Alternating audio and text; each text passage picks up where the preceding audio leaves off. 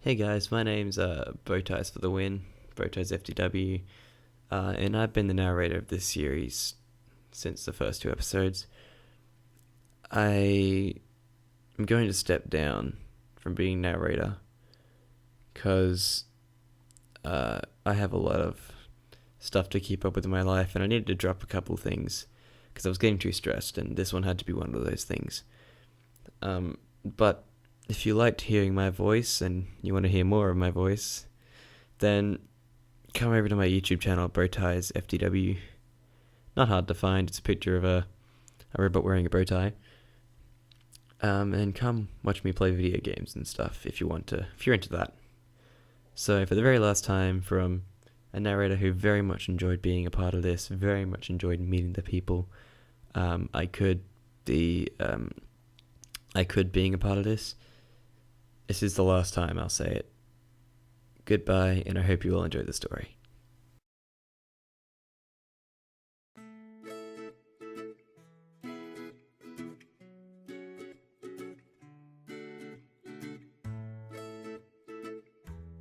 It was that same night. Freddy and the others had finished dinner, but everyone could see Freddy was troubled by something. Chica and Goldie both asked if he was okay, but he responded with, "I'm fine," to both of them. Everyone was confused as to why their leader was acting like this, and they all turned their heads when Freddy snapped out of his reverie. We shouldn't think about what we were designed to be. Our father set us free. We're no longer bound by our programming. Bonnie, if you want to be in charge of something new, and you're not sure how to do it, then you can learn how to do it. If Goldie wanted to become a professional golfer, then who are we to stop him? If Chica suddenly wants to start making pasta instead of pizza, then we can change the company's name to Freddy Fazbear's Pastaria. How about no? Brother, I appreciate the enthusiasm, but let's start with menial tasks first. Freddy stopped at the awkward looks he was getting and cleared his throat. Yeah. Pardon me.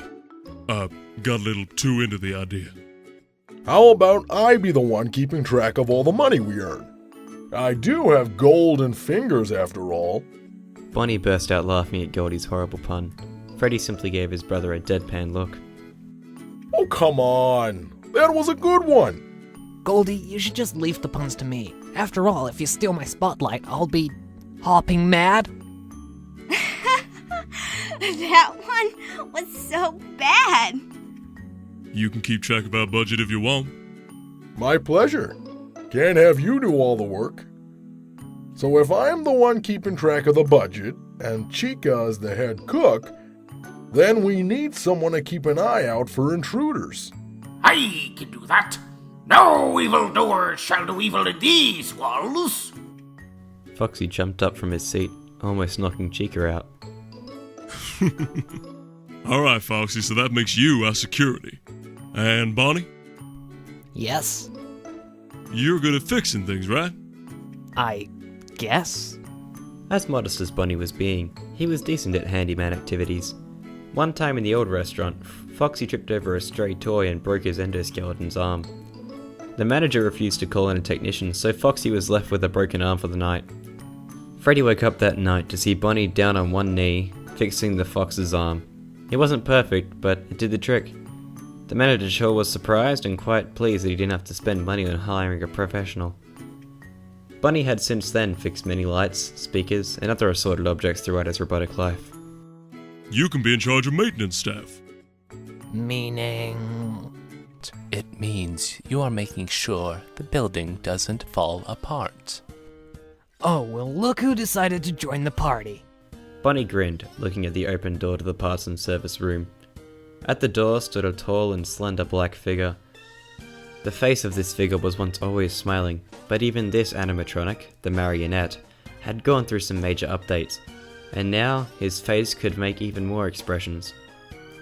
The mask looked more like a real face, except it still didn't have any visible pupils, only two seamless black holes that were shaped like eyes. The marionette, or Marion for short, crossed his long arms, yet still held up his emotional gaze. I like peace and quiet. Not that I get any with you around. Before Bonnie could make some cheeky remark, Freddy stopped him and explained to the humanoid animatronic. We were talking about splitting our duties more effectively. I heard, and I simply wanted to put in my piece. I would like to stay as your mechanic. Of course, but what if I want you back at the prize quarter in the future? If it can't be helped. Marion shrugged, almost sadly, yet a small, faint smile could be spotted on his white face, for he did miss his old job at the prize corner. By the way, if Fredbear is the manager, then what does that make you? The bear was about to answer until the cheeky rabbit once again spoke up. That makes him the boss of the franchise, making sure we get what we need and do our jobs. Duh. Oh, how I have missed your logic. Marion's flat voice couldn't hide his blatant sarcasm, yet as much as he hated to admit it, he could see reason in the rabbit's words. By the way, it's called a CEO. I know that. Sure you did. Anyway, Freddy decided to cut up the tension between the puppet and the rabbit in case a fight broke out, and the others clearly didn't need any more stress on their minds. we need more employees. Waitresses, in fact. He turned his blue eyes to each of the surrounding animatronics to see if any of them had a possible answer. Any suggestions on how we can hire some? I have seen help wanted ads in the newspaper we get. Chica fetched a newspaper they had received each week. She showed it to the bear, pointing at an ad from some other restaurant. See? Can't we do the same? And who should these new employees speak to? Freddy turned to the marionette with the thoughts of how their former manager hired new people. Well, our old manager used to call his new employees over the phone. Maybe we could do that. Oh, sure. But do people prefer seeing their boss's face? Marion made a remark in his dull voice and added with a pointed finger at them, well aware how they would react on the mere thought. And I doubt any of you want a new manager. Yeah, our last manager was such a dick. Bonnie, language. Freddy thought very highly about this restaurant and it being called a child-friendly place, which meant no foul language, and even when no human were around, the bear couldn't break from this little rule of his. Not to mention, he really disliked the words that sometimes come out of Bonnie's mouth. The rabbit speaks the truth, Freddy. He stabbed us all in the back.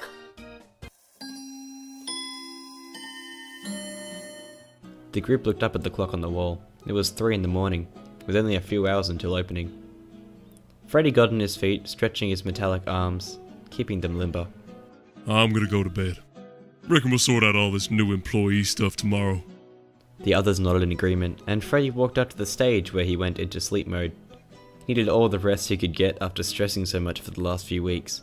Marion walked back to the parts and service room, and Foxy went to his cove, getting to sleep against his prop ship. Bunny glanced at Chico, who was taking the place to the kitchen. Seeing his chance at getting close to her without making a fool out of himself, he decided to help her work. Let me take them. Thanks, Bonnie. After the two had spent a good 20 minutes talking and washing dishes, they both joined Freddy on the stage. Goldie smiled, sitting at the table while the other two cleaned, not wanting to interrupt this moment.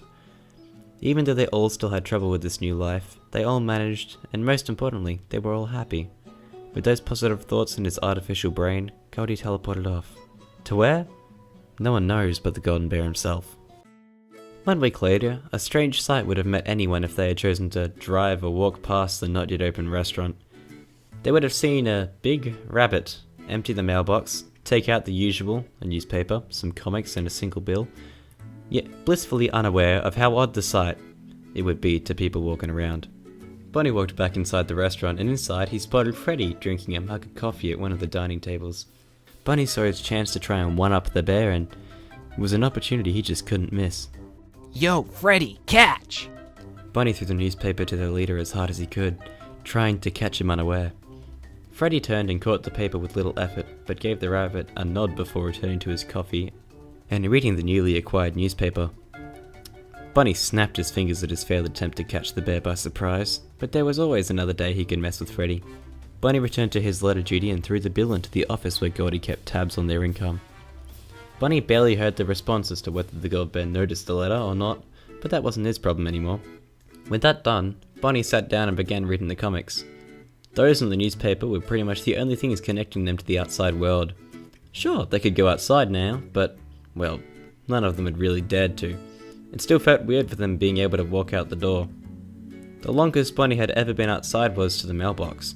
He wanted to go further out, but then again, he didn't really want to, in a sense. All this was still too new for him to possibly think about venturing outside, into the city where all the humans would be.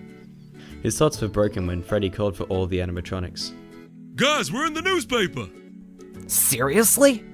The comics were forgotten by Bonnie as he ran over to the bear, who was already showing the page to Chica. It's the article that says we're looking for waitresses. And look! Freddy's in the paper too! Freddy handed Bunny the newspaper, and the rabbit saw that the article they had commissioned was indeed in the paper. The picture of the bear seemed to be from the day they opened. There was someone who kept a flashing light at them, now that he thought about it. Fortunately, flashing lights didn't have the effect that they once did on them. Now they were just annoying. The rabbit glanced down when Foxy joined and tried reading the article over his shoulder, but decided to do it over Freddy's shoulder. Bunny was the tallest of the bunch. We should post the article here, too.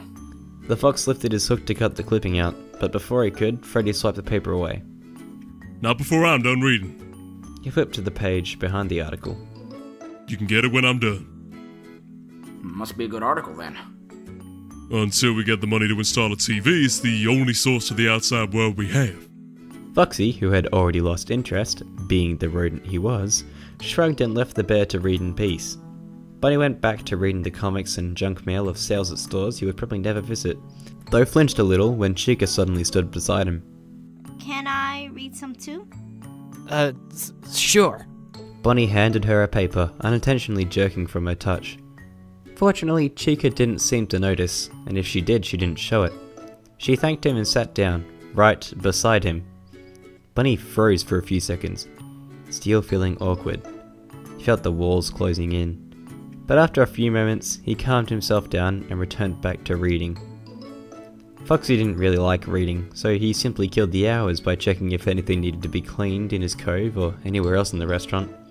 He wasn't much for cleaning either, but it was better than doing nothing. He noticed his pirate ship needed a little cleaning. Some children had smacked their dirty hands on the ship, leaving pizza handprints on it. So the fox fetched a bucket of water and began removing the reddish handprints. He wanted his show, whether that be his props or the routine itself, to be in top condition, especially after spending so many years, quote-unquote, out of order. He accidentally splashed some water on himself, but it didn't bother him. Good thing the new upgrades made them waterproof too. He finished the ship and stared proudly at the sparkling prop ship. There. Looking good, Captain Foxy. Oh! Foxy slipped on a puddle of water he must have left while cleaning and flung his bucket across the room. Time slowed for Foxy. The negative side effects of this mistake were large, and he dreaded whom the bucket would make its victim. Freddy? No, the bucket had just flown over his head. Bear was too busy reading to even notice the flying bucket. Bunny, as good as a revenge prank it would be, for the multiple pranks the rabbit had played on him, he was clearly out of the blast range of the stage. Dang it. Chica? No, she was next to Bunny. Goldie? Luckily he was in the office. Freddy sighed as he realized no one would get hurt. It was heading to the parts and service room. No one was ever near that. He's Finn. Foxy cringed at the sight of the marionette being drenched from the bucket that hit him right in the face. The others looked from the pirate, the puppet, who had a bucket on his head like a hat. Even though he wasn't capable of showing emotion, the puppet still sent a death glare to the fox who let out a meek. Sorry. Marion, do you want a towel or something? Freddy asked the puppet in hope of being helpful. He also shot a glare at Bunny, who was looking about ready to burst into laughter. No, I'm fine. As I was saying before I was interrupted. Behind Marion, a golden-coloured hare walked out, like Bunny, trying in vain to contain his laughter at the scene. His icy blue eyes scanned all of the happy looks he was getting until they rested on the other lop-eared animatronic in the restaurant. He's finished. Forgetting about the puppet and all the bad puns he could throw at him, Bunny couldn't hide the sheer joy he felt after seeing the golden-coloured hare again. Spring! Bonnie? Spring blinked in surprise at the greeting from the purple rabbit, more so when Bunny embraced him in a bear hug, Spring jerked away, much to Bonnie's surprise. What's wrong? Spring looked at his hands, shock written all over his face. I felt that. He had never felt hugs, but this time he did. It was rather shocking. Oh, that's it? Bonnie sighed in relief.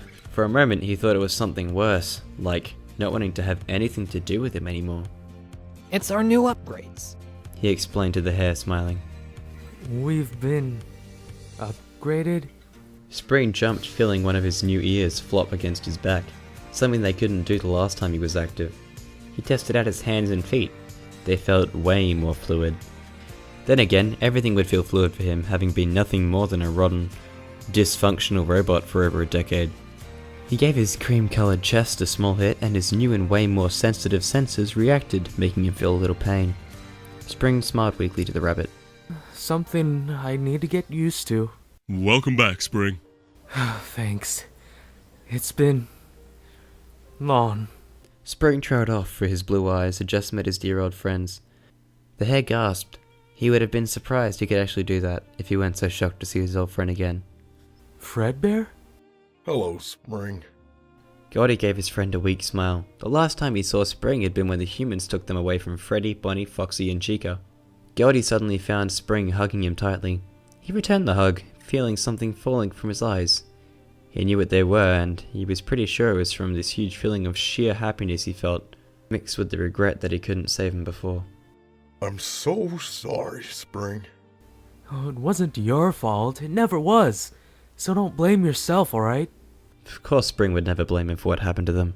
He always tried to see the good in everyone. That ability was both Spring's greatest strength and his greatest weakness. But man, Goldie had missed the hare. Something's wrong with your eyes. You're leaking. Goldie couldn't help but laugh. He dried away the water coming from his eyes. There's nothing wrong. Oh, yes there is. Spring clearly knew that his eyes were leaking. Something had broken inside of them. Spring, Goldie's crying. Bonnie told him with a small smile, both amused and dumbfounded over Spring's obliviousness. Crying? Since when have we been able to do that? He turned back to Goldie, looking confused, but Goldie wasn't surprised. Being stuck in a basement for years did not help the hare understand the world better. Spring probably felt so left out that he didn't know squat about human emotions. Spring, I've missed you so much. I wish I could have saved you before. Spring's ears drooped. He felt sad for his friend. More than sad, actually. For all those years alone, he thought of all of his friends, and how they were gone.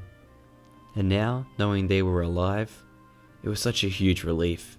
He hugged the golden bear again, feeling something wet fall from his eyes as well.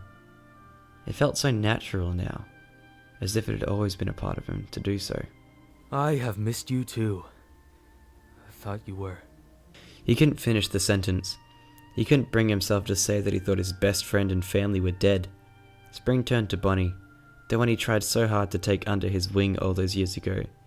He felt pretty bad about just leaving Bonnie behind. I'm sorry for leaving you. He once promised Bonnie that he would always be there for him, but he broke that promise when the humans took him away. I know. Bonnie mused, sad as well. Even though they weren't really brothers, at least that's what their old programming kept telling them. Spring still said that they were, though. Bonnie at first didn't want a brother. In fact, in the beginning, he couldn't stand their golden hair.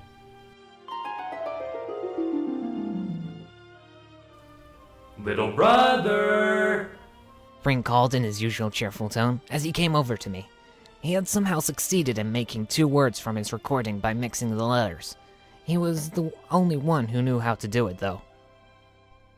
I shot the more human-sized hare a glare, annoyed over this greeting. I did not want a brother. I wasn't sure why, but the thought just made me angry. Also, being around Spring made me somewhat scared. Not that I would admit I was scared of this overly cheerful hare that would never hurt a fly. That's why I responded with anger. My glare got a blind eye from the golden hare, though. Spring smiled and showed me a drawing that he'd made. It showed us playing together. I wasn't impressed. Rolling my eyes, I left Spring, hoping this cheerful hare would take the hint. But if Spring was known for one thing, it was being overly stubborn, in his cheerful kind of way. I felt something hit my head, and looked down as a ball bounced off the floor. I turned around and Spring waved at me, pointing again at the drawing, and made a few hand signs I and my brothers and sisters were taught meant play. But I do not want to play with him. I narrowed my eyes and left Spring with his stupid drawing. I went to Foxy, who was humming in his cove. I pushed the curtain away and made small wave to him. Foxy blinked, tilting his head and asking through hand signs what I wanted. I replied by pointing at some of the toys lying around, one of which was the ball Spring had thrown at me. For some reason, Spring and Goldie kept calling us kids like those we entertain. Was it because we like to play with them? Then why weren't Spring called the same words as well? I don't get it. Foxy looked at the few forgotten toys, then shook his head and pointed at two toy swords, waving his only hand like he wanted to sword fight. I rolled my eyes, for that was always what Foxy wanted to play. But today I wanted to play something else. I shook my head and pointed at a train, but Foxy wouldn't agree and returned to his humming when he realized we couldn't come to an agreement. Annoyed, I left, making sure I messed up his cove on the way out. I halted when the ball gently hit my chest. I stared for a few seconds at the rolling ball, then at the one who threw it. My eyes narrowed at the waving hair. Why couldn't this dumb animatronic just leave me alone? Or better, stay on the stage with Goldie? I ignored Spring and went to Freddy. The bear sat on Fredbear and Spring's stage, building a tower of his favorite toys, wooden blocks. He looked up as Fredbear handed him a few more. He then took them, giving the golden one a happy expression with eyelids under his eyes and a hand sign, which made the golden one return with his own happy expression.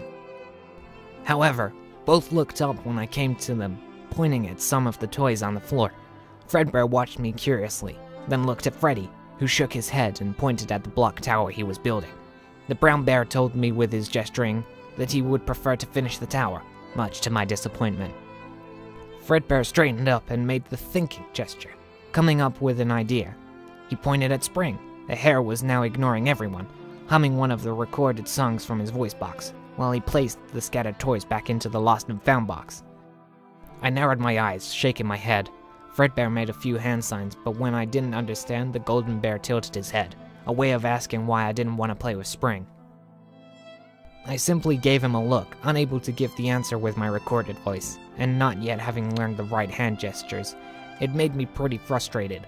Fredbear and Freddy looked at one another, then at me, both not getting why I wouldn't want to play with Spring. I gave them an annoyed look and left. I went to find Chica, but quickly decided against it, since Spring was with the chicken, offering her a plastic pizza. She took the pizza and bit it. Spring grinned, watching her do it, then noticed me and waved happily. I looked away, still not wanting to play with him, but I also felt left out because everyone else had something to do except me. Besides, looking at Spring hanging out with Chica, I was pretty sure the hare would rather play with her than me, so I left. I felt angry. No one wants to play with me, and they do it on purpose. It's so unfair! I kicked the lost and found box over and scattered all the toys Spring had just gathered. I didn't care, though. I just sat down and sulked, kicking the toy train between my feet. I didn't look up when someone came beside me. The sand gold color from the corner of my eyes already told me who it was. Spring watched me for a few seconds, and once again offered me the ball. I ignored him. Spring knelt down and hugged me.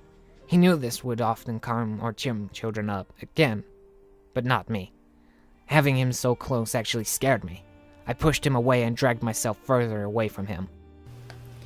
Spring felt sad, wondering what he did wrong. Deep in his conscience, he somehow understood why Bonnie was scared of him, but he tried to keep those horrible memories away. He did not want to remember that.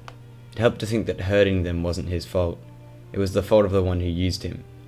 Those thoughts worked to keep back those horrible memories and helped him go on in his programmed cheerfulness. And having 4 new animatronics here acting like children helped too. The new childlike animatronics liked him, all except Bonnie. That one seems to hate him. Spring didn't understand why. He tried treating them all nicely. In fact, he even began seeing this little, well, not so little bunny as his brother. He seemed like he needed someone. He tried reaching out to Bonnie again, but this time the bunny rose and left, much to his disappointment. This sadness kept nagging him the next day. The manager did not notice the change in the hare's performance, but Fredbear did. At night, the golden bear stopped Spring in what he was doing by dragging a very reluctant Bonnie over to him. Spring gave Bonnie a wave and a smile, but lowered both his hand and head when Bonnie looked away, a clear sign that he did not want anything to do with him. Spring lowered his head further in sadness as Bonnie left the two gold-coloured animatronics. Fredbear narrowed his eyes at the purple bunny, not sure what the deal was. All he knew was that this had to stop before it really began affecting their performance. He turned to Spring, giving him a sign to go after Bonnie. Spring slowly shook his head sadly, making hand signs that Bonnie did not want him to. Fredbear sat his hands on Spring's shoulders and gave him an ensuring look. He made a single gesture that meant family. Spring smiled and nodded. The bear was right, they were family. Fredbear let him go, and Spring went over to Bonnie again, once again filled with confidence. I shot the golden hair a glare, but Spring ignored it and offered me the ball. I hid it away angrily. How many times do I have to tell him? But I can't speak, and it only makes me frustrated I can't say that I want him to leave me alone. My action made Spring sad, but I don't care what he feels. But again, Spring wasn't getting the hint. As his talk with Goldie had returned his annoying stubbornness, he fetched the lost and found box and handed it to me as if he wanted me to choose.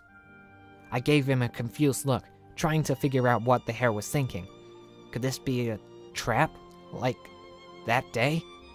I didn't really remember. None of us really remembered that day. All I remembered was seeing Spring, covered with blood, holding something shiny and bloody in his hands. And then I remember waking up, in this place, and being greeted by Goldie and Spring. I remember being confused. I would not have screamed for help, for my body did not feel like my own, but haven't we always been like this? Spring and Goldie were able to calm us down, and show us that we weren't alone. They even taught us how to communicate with one another. We were still learning, though, but I still found the memory of that bloody Spring enough to distrust the hare. Spring repeated the gesture with the box, and with the play sign. He pushed the lost and found box closer to me. I kept staring at him. Spring lowered his ears, his eyes sad. No, in defeat. Actually, this was one of the first times I had ever seen him like this, and it made me feel, well, bad. Maybe that memory was just my imagination, for Spring had been nothing but nice to us. I reached down to the box and took out a train. I hesitated only for a moment, then sat down beside Spring and began playing with it. Spring's ears flew up, and he stared at me with what I can guess was surprise. I just ignored him. He slowly sat down beside me, and hesitated to join my own little game by building a railroad for the train. I didn't see much harm. Actually, it made me a bit happy. He did this as I placed the train on the railroad, and pushed it around happily, much to his excitement. Spring gave me a happy expression and eagerly found more tracks for the train. I let him. I was suspicious at first, but slowly, I actually began enjoying playing with the hare. I even let him decide what game it should be. Of course, it was playing with that stupid ball of his. Maybe this overly cheerful hare wasn't so bad after all. Bonnie still remembered that first day he and Spring truly began to interact with one another, and when Spring was suddenly taken away, he realized he actually cared for the golden hare. In fact, after Spring was taken, Bonnie long regretted that he never told the hare he actually wanted him as a brother. Now this was his chance. Spring? Yes? Spring turned to him with a confused look as to what Bonnie wished to speak with him about. Bonnie gazed for a moment into those deep, icy blue eyes, finding the courage to say what he had long wanted to say to the golden hare. He took a deep breath and asked, only slightly hesitant, Can we be brothers? Spring blinked. He honestly didn't see that one coming. Did he just say what I think he said? Chica asked Freddy and Foxy cheerfully, none of them one bit surprised by the question. Crossing his arms with a small grin, Freddy nodded to the chicken. And he usually hated being around him. Shut up! Bunny growled at them, annoyed at their teasing. He turned back to Spring. The hare hadn't moved an inch since the question. Spring? You want me as your brother? Spring asked, baffled. I never could ask you before. Bunny admitted sheepishly. He had long awaited for this day, and now that he could finally say it, he felt a little childish doing it. He blinked when Spring suddenly gave him the same bear hug he had given the hare moments ago. He looked up and saw a huge smile on Spring's face. Of course you can call me brother. Spring had been through a lot, and parts of it he wished he could forget. But this moment, he would cherish it forever. In fact, this whole day had been one of the happiest days of his life. He hugged Bonnie closer with a light chuckle. You always can. Man, it feels good to be able to talk properly. You bet, old friend. Gordy grinned happily, knowing that his friend was finally back.